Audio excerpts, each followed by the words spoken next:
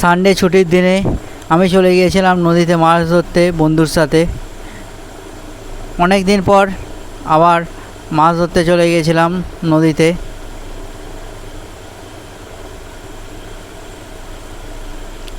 নমস্কার বন্ধুরা, আমি মিনময় আবার একটি নতুন ব্লগ নিয়ে চলে এসেছি। আর আজকে আছি আমি দামোদর নদীতে, মাছ ধরছি বন্ধুর সাথে।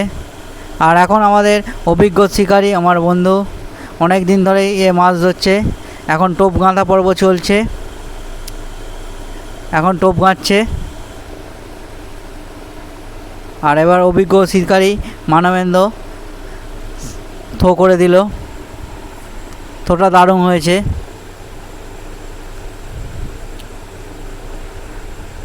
আর এই ছিপ ফেলতে গেলে অনেক ধৈর্যের ব্যাপার, যেটা সবার মধ্যে হয় না। আর আমি শখেই সেইকে ফেলতে এসেছিলাম। আর এদিকে আর একটা শিকারি বাবুদা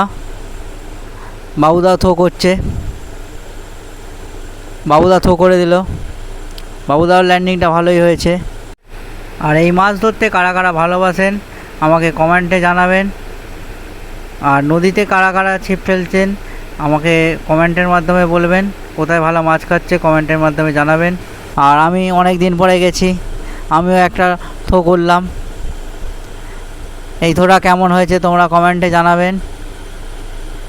আর আমার ভিডিও ভালো লাগলে লাইক শেয়ার কমেন্ট করতে ভুলবেন না। আর আমরা সারাদিন মাছ ধরার পর একটাই মাছ খেয়েছিল, রুই মাছ। 1 কিলো 300 থেকে 1.5 কিলো সাইজের এই একটা রুই মাছই আমরা পেয়েছিলাম সারাদিনে। আর আমার ভিডিও আপনাদের কেমন লাগে কমেন্টের মাধ্যমে জানাবেন। ভালো লাগলে লাইক শেয়ার কমেন্ট করতে ভুলবেন না।